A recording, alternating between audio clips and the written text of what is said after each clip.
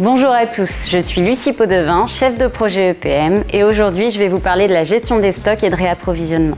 Dans un monde où la chaîne d'approvisionnement a de plus en plus d'importance, l'équilibre entre disponibilité et excès de stock est crucial.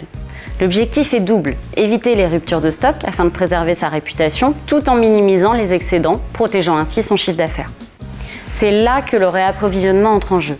Allant bien au-delà de la mise à disposition des articles en rayon, c'est un domaine où la responsabilité est importante car il impacte directement la performance économique d'une entreprise.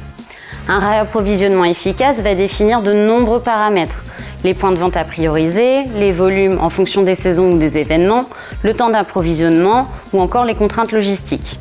Des outils EPM existent et répondent à ces défis via la mise en place d'algorithmes sophistiqués qui, en quelques heures, peuvent accomplir ce qui prendrait autrement des jours de travail manuel. Ces outils permettent également une gestion collaborative en temps réel indispensable, harmonisant les échanges entre les équipes chargées des stocks centraux et des stocks boutiques. Je vous propose maintenant de découvrir la démonstration d'une application de réapprovisionnement qui libérera du temps à vos équipes, optimisera les coûts et renforcera la compétitivité de votre entreprise.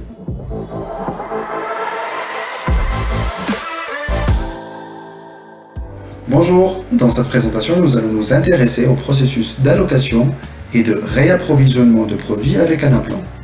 Dans un premier temps, nous allons voir l'écran d'allocation initiale.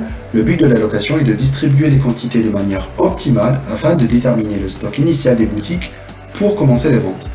Dans cet exemple, je suis dans le rôle de responsable de la distribution au niveau central, à l'échelle mondiale, pour distribuer aux entrepôts régionaux. J'ai un premier tableau qui me permet d'avoir une allocation au niveau le plus fin, au niveau produit. Le MTCT étant le modèle, tissu, couleur et taille. On retrouve ici la localisation des entrepôts et le système va calculer et proposer une allocation selon différents paramètres et données sources, tels que le stock disponible, les stocks en transit, le nombre des commandes en cours et les ventes. Ici, dans notre exemple, il existe 4 algorithmes de calcul d'allocation selon l'importance de pénurie, allant d'une distribution au prorata, c'est-à-dire une distribution équitable, à une distribution à l'unité selon les priorités. Bien évidemment, ces calculs peuvent être adaptés selon les besoins et les contraintes métiers des clients.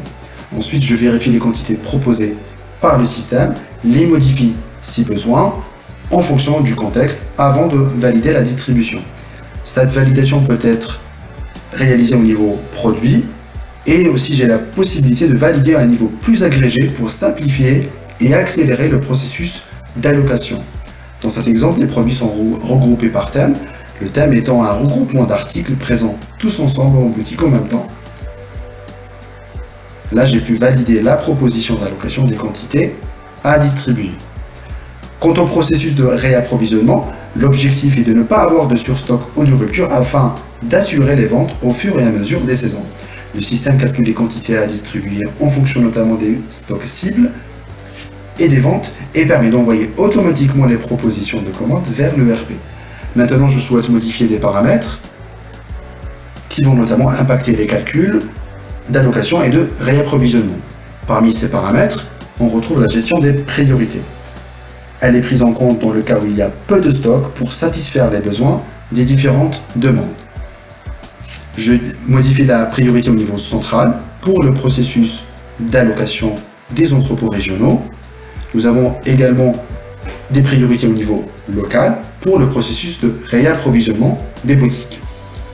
Je souhaite modifier maintenant un autre paramètre, les dates d'assortiment.